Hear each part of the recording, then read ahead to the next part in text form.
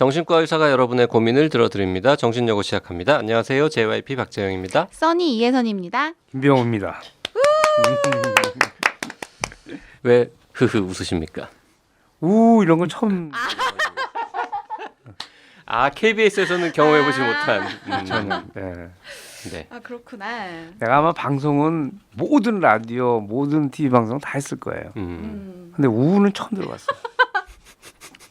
대한신경정신의학회의 도움으로 만들어지는 정신여고 시즌2 김병호 선생님과 함께하고 있습니다. 네. 매주 화요일, 금요일, 일요일 오전 10시에 올라갑니다.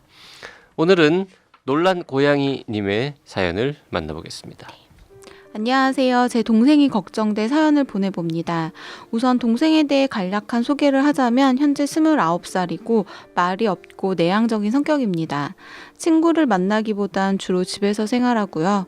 책임감과 끈기는 있는 편이라 남들이 부러워하는 명문대를 졸업한 후 석사과정까지 마친 나름 엘리트라고 할 수 있겠네요.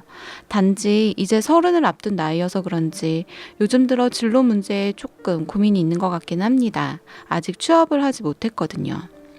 동생에게 큰 문제가 있다는 걸 안 건 얼마 전에 제가 동생의 태블릿 PC를 잠시 빌려 쓰게 되면서였습니다. 파일 하나를 다운로드 받느라 폴더를 열었더니 믿기지 않는 충격적인 동영상들이 수십 개가 들어 있었어요. 남자들이 흔히 본다는 야동이었다면 차라리 걱정을 하진 않겠습니다만 그것들은 매우 가학적이고 잔인한 동영상들이었습니다. 얼마나 잔인한지 보통 사람들이 접했다가는 보는 순간 트라우마가 생길 정도의 수위더라고요. 이런 걸 보는 것만으로도 커다란 죄가 아닐까라는 생각이 들 정도였어요. 저 역시 우연히 그 영상을 봤다가 잠을 설치고 악몽에 시달리며 불쾌한 기분에서 며칠을 헤어나오지 못했어요. 동생이 방에 혼자 있을 땐 침대에 누워 태블릿 PC나 노트북을 하는 시간이 많고 식사를 할 때도 태블릿 PC를 홀린 듯 쳐다보는 때가 많았는데요. 설마 이런 걸 보면서 식사를 했던 건 아닐까? 소름이 끼치더라고요. 이런 제 동생 혹시 공감 능력이 부족한 사이코패스 같은 걸까요? 요즘 강력범죄 뉴스를 보면 범인들 중엔 잔인한 동영상 매니아들이 많다고 하더라고요. 그 애 속에 나쁜 마음이라도 숨겨져 있는 걸까요? 혹시 범죄에 대한 동경이 있는 건 아닐까 걱정이 됩니다. 제가 보기엔 문제 하나 일으키지 않을 정도로 너무나 착한 동생이거든요. 사실 동생은 조울증으로 정신과 치료를 꽤 오래 받아왔습니다. 자세히 밝힐 순 없지만 과거에 죽음을 목격한 심각한 트라우마 사건에 노출된 적이 있습니다. 현재는 약을 잘 복용하며 지내고요. 제 동생 왜 이러는 걸까요? 치료는 잘 되고 있는 건지, 그리고 이 문제에 대해 동생과 진지한 논의를 하는 게 맞을지 그냥 내버려 둬야 하는 건지 모르겠습니다. 도와주세요. 오호. 네. 치료를 받은 적이 있군요, 동생이. 네. 예. 지금도 약을 복용하고 있다고 네, 하고요. 그렇군요. 하고 있고 마음적으로 아직 불편함이 아직 남아 있는 상태라고 봐야 될 거예요. 예, 지금 그리고 이제 내향적인 성격이고 착한 성격이고. 네. 그러니까 내향적이고 착한 성격인 사람들이 의외로 상처를 많이 받아요. 예, 상처를 많이 받게 되면은 분노가 많이 있게 되고 그런 분노가 이제 본인은 현실적으로는 할 수 없고 그게 이제 동영상 보는 거하고 관련돼 있을 수 있는데 어쨌든 지금 이 상황으로 봐가지고는 마음에 공격적이고 이런 마음은 있다는 거로 봐야 돼요. 근데 이게 이제 현실적으로 얼마큼 나오는지는 모르지만은 그래서 글쎄요, 이거는 이 동생을 치료하고 있는 선생님한테 이 얘기를 하고 그 다음에 선생님이 이거를 다루는 것이 좋지 않을까.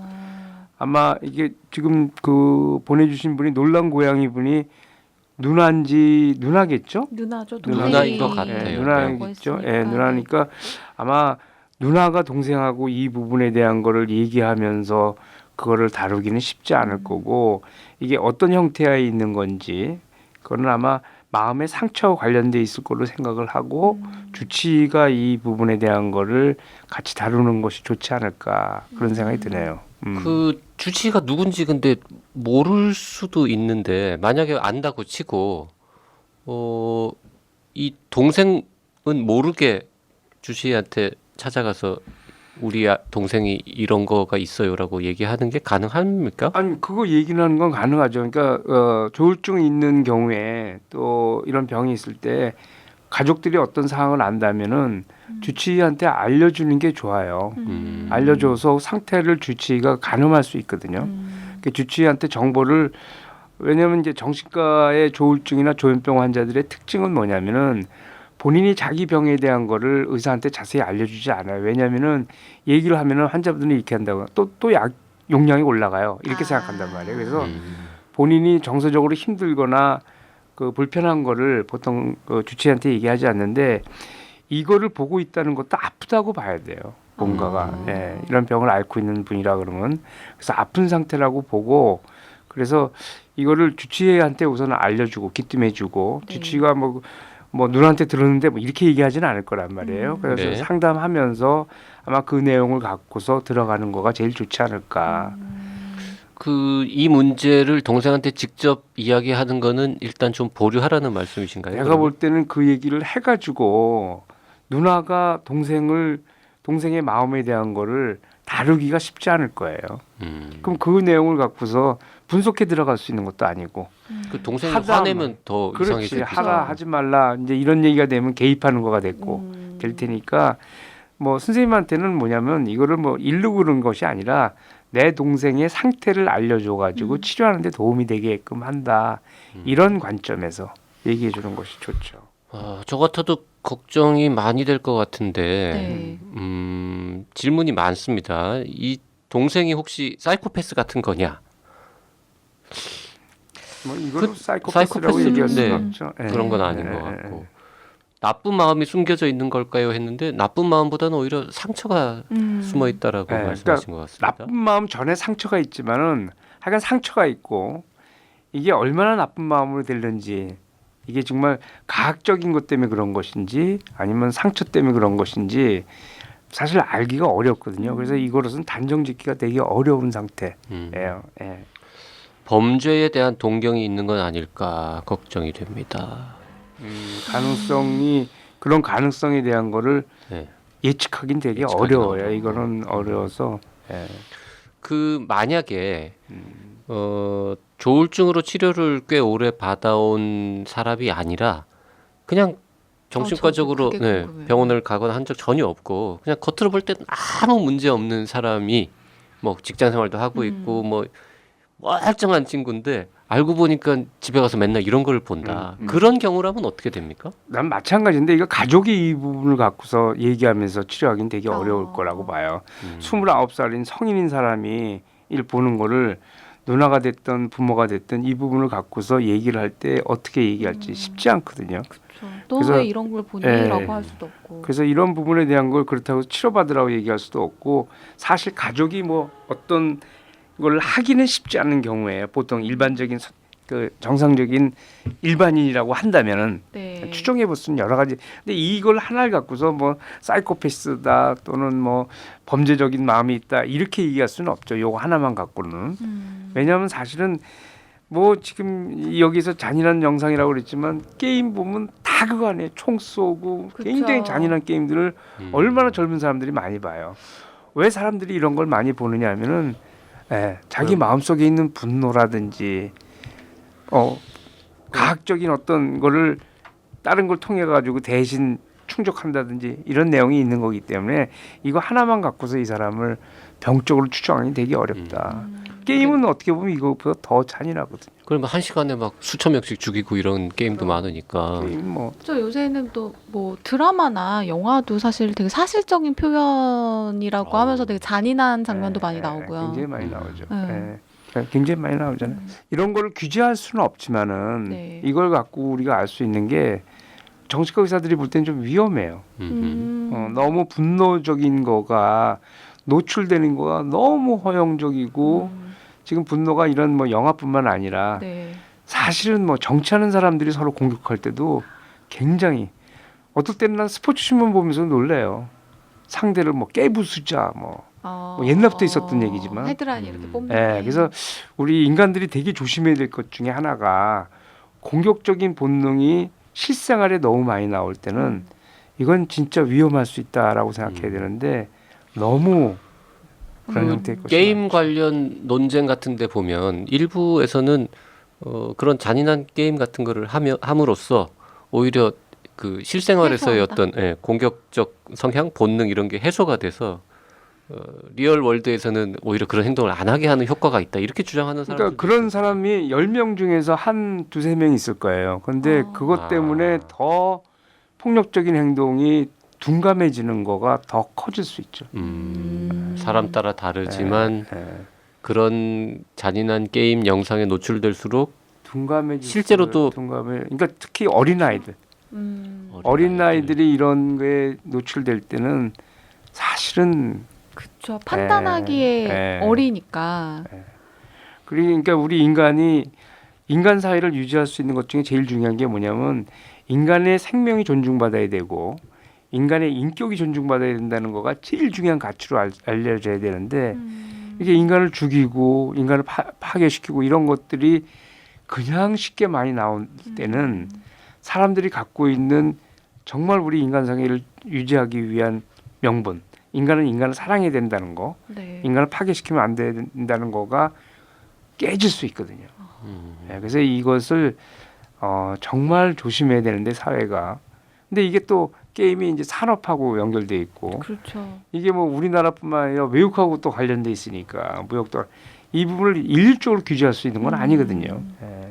그래서 이게 그냥 어떻게 보면 자율적으로 규제가 될 수 있으면 제일 좋은데 뭐 공권력이 이걸 규제한다 이건 아닐 것 같고 자율적인 규제가 굉장히 쉬운 일은 아니죠. 그러니까 자율적인 규제는 이런 거예요.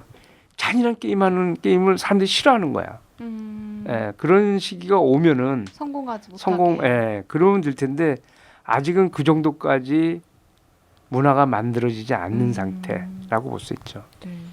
기다려야죠. 뭐. 게임만 해도 그래도 뭔가 이렇게 아주 험한 거는 막 허가 안 나고 이런 거 있잖아요. 판매 금지도 시키고. 근데 여기 지금 이 동생이 중독됐다는 잔인한 영상 이런 거는 아마 뭐 그런 식의 이거는 더 규제도 문제가 없는, 되는 게 뭐냐면 게임이 아니라 이건 실질 거거든요. 그러니까요. 이건 더 아니면 위험하죠. 뭔가 예. 그런 거를 되게 사실적으로 표현한 어떤 영상물일 그럴 수도 수도 있고, 있고. 실제일 수도 예, 있고. 그 실제. 사실은 그 어떤 외국에서 무슨 총기 난사 사건이 일어났다거나 그런 게 있으면 그런 현장을 모자이크 없이 찍은 영상이 사실 되게 전 세계적으로 돌거든요. 저는 일단 그런 걸 무서워하니까 클릭하지 않는데 굉장히 그 고어적인 영상들도 되게 많고 한데 사람들이 그거를 싫어하면서도 보는 사람들도 있고 그렇죠. 그걸 즐기는 사람들도 있더라고요. 나는 그러니까 그런 것 같아. 그걸 보게 되면은 본인의 그 보는 순간 본인의 마음이 조금씩 상처받는다고 생각하는 게 좋아요. 본인뿐만 아니라 주변 사람 상처받을 수 있어서 자율적으로 그런 부분들이 규제될 수 있는 그런 상황이 돼야 되겠죠. 기다려봐야죠. 우연히 한 번 보고도 이렇게 막 잠설치고 불쾌한 기분이 들 정도인데 그런 거를 쌓아놓고 이렇게 반복적으로 보는 행동은 참 쉽게 이해가 안 되는 부분인데 하여튼 그 논란 고양이님 동생한테 이 문제를 직접 이야기하는 거는 일단은 약간 좀 나쁜 것 같다.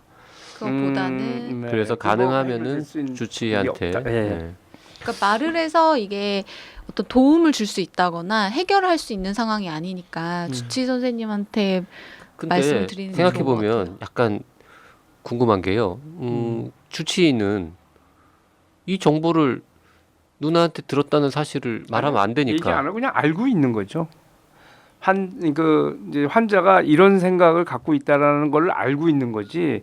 치료 시간에 이거 갖고 얘기하거나 이러지 못해요. 들어도. 그 알고만 있으면 뭐예요? 그 뭐라도 좀 뭐 아니, 대응이 달라져야 아니 될 그게 거 아니라 네. 지금 요것만 초점 맞추는데 이것이 이러한 행위가 있고 다른 행동에서 이거하고 비슷한 행동이 있다면은 실제로 생활 속에서 어떤 잔인성이라든지 분노라든지 이런 게 있다 그러면은 그때 이 행동의 정도에 대한 걸 알 수 있으니까 그렇게 치료적으로 도움이 되는 것이지 요 영상 자체를 갖고서 얘기하는 거가 아하. 의미가 있는 것은 아니다. 그러니까 치료자가 그 영상 얘기는 안 하더라도 안 하더라도 알고 도움이 된다. 있는 그 정보가 있으면 훨씬 뭔가 도움이 된다. 내면적인 분노가 너무 많이 있다든지 공격적인 성향이 너무 많이 있다든지 그걸 푼다든지 이런 거를 환자의 상태를 아는 데 도움이 되는 거니까.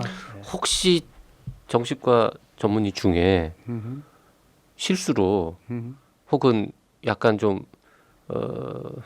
잘 못 배워가지고 야 니네 누나가 와서 누나한테 들었는데 너 이런 거 한다며 이렇게 말하는 분은 없는 거죠? 그렇게 하면 안 되죠. 네. 그렇게 하면 안 되는데 이제 이런 경우가 제일 어려운 건 뭐냐면 보호자들이 우리한테 알려줘요. 안 알려주는데 그걸 우리가 못 들었다고 생각해야 되잖아. 네네. 어떤 안 들은 척. 슬리공통이라고 어떻게 나올 수 있단 말이야. 이건 조심해야 돼요. 뭔가 이렇게 차트에 좀 이렇게 적어 놓으시거나 이건 오프 더 레코드라고 적어 그렇게 놓으시거나 적어놓거나 이렇게 하는데 네. 그 환자의 순간. 이 부분이 아니라 다른 부분에서 이 부분을 하는데 이 내용을 그냥 말로 해버리게 되면 그거는 의사로서 실수하는 거예요. 아, 그러게. 그 예. 되게 그 신경 많이 쓰면서 대화해야겠습니다. 실수로라도 뭐 길게 얘기하다가 왜 그런 영상 좀 그만 보고 이렇게 말하면 큰일 나는 거네. 그건 그러니까 JYP만 근데 대한신경정신의학계 전문의들은 그럴 것 같지 않은데. 그런 염려는 안 해도 된다. 예, 예, 네, 예. 다행입니다. 네. 자, 놀란 고양이님 좀 도움이 되셨기를 바라면서요. 오늘은 네. 여기까지 하겠습니다. 사연 보내실 분들은요. 나는 사다 카카오톡 라디오 골뱅이 doc.co.kr로 보내주시면 되고요. 사연을 보내실 때는 원하는 닉네임과 가능한 구체적인 사연을 보내주시면 좋겠습니다. 그리고 사연이 채택된 분에게는 커피 쿠폰 2장을 드리고 있으니까요. 많이 참여해주세요.